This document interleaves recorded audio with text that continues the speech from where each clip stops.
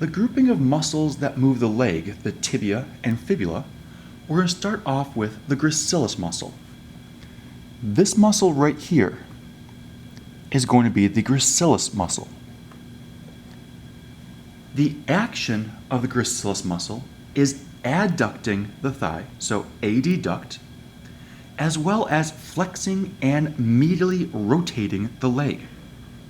So it's adducting the thigh, flexing and medially rotating the leg.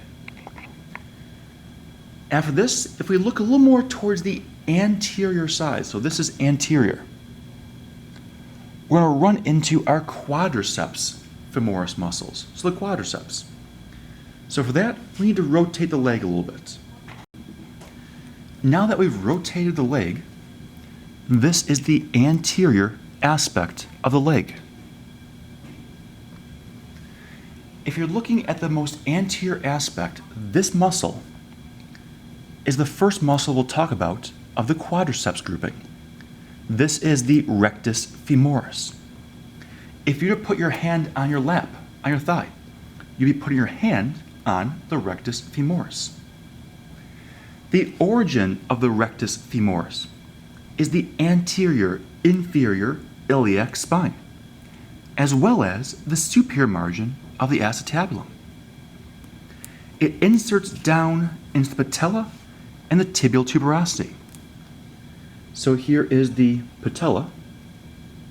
So we insert via the patellar tendon, and then we have the patellar ligament down to the tibial tuberosity. The action of the rectus femoris is extending the knee and flexing the thigh at the hip. Extend the knee, flex the thigh at the hip. The innervation is the femoral nerve. The next muscle in the quadriceps group is the vastus lateralis. So if you look on the lateral side, this is the vastus lateralis. The origin of the vastus lateralis is the greater trochanter, the intertrochanteric line, as well as the linea aspera. It's going to insert the same exact thing as the rectus femoris into the patella and the tibial tuberosity. The action of the vastus lateralis is extends and stabilizes the knee. Innervation, again the same, femoral nerve.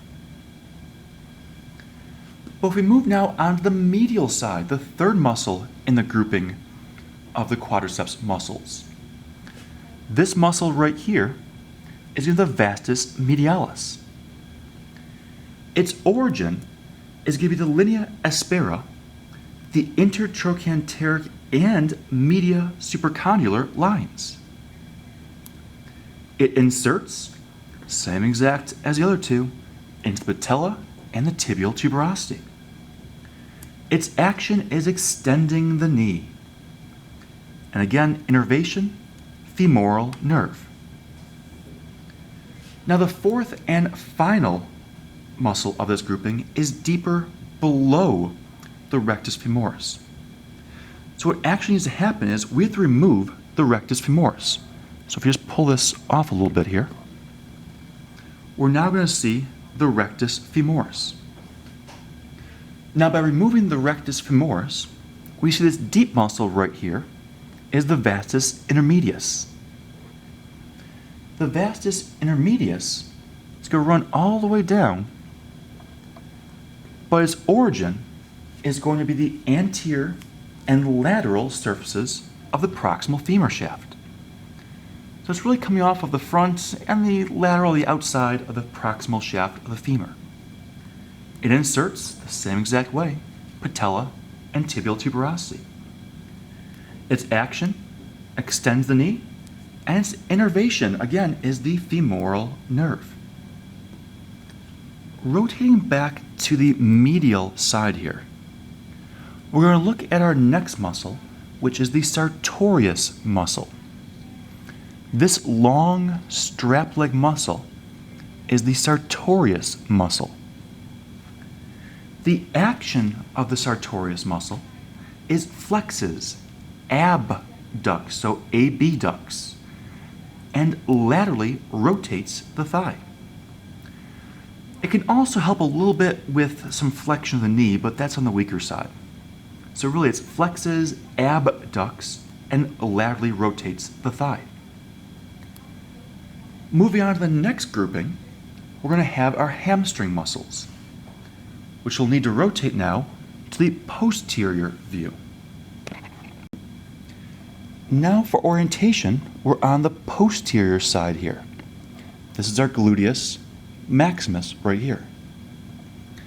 The first muscle of the hamstring groupings for us to look at is going to be our biceps femoris. This muscle right here on the lateral side is the biceps femoris. The origin of the biceps femoris will be the ischial tuberosity, the linea aspera, the distal femur. The insertion is heading all the way down into the head of the fibula, as well as the lateral condyle of the tibia. You can see a little bit of that right here, the insertion. The action is extends the thigh and flexes the knee.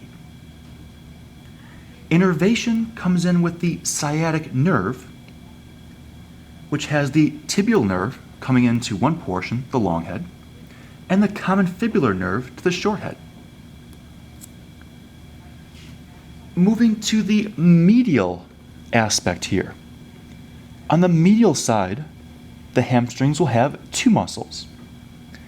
The superficial muscle, the one you see right here, this is going to be the semitendinosus. The origin of semitendinosus is the ischial tuberosity. The insertion is the medial aspect of the upper tibial shaft. Its action is extending the thigh and flexing the knee, with the innervation being the sciatic nerve, specifically the tibial nerve portion. But the deeper of the two is going to be this muscle you can see a little bit underneath here. So this portion down here. This is going to be the semimembranosus.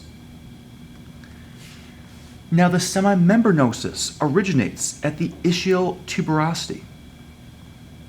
It will then insert into the medial condyle of the tibia and a little bit into the lateral condyle of the femur. Its action extends the thigh and flexes the knee.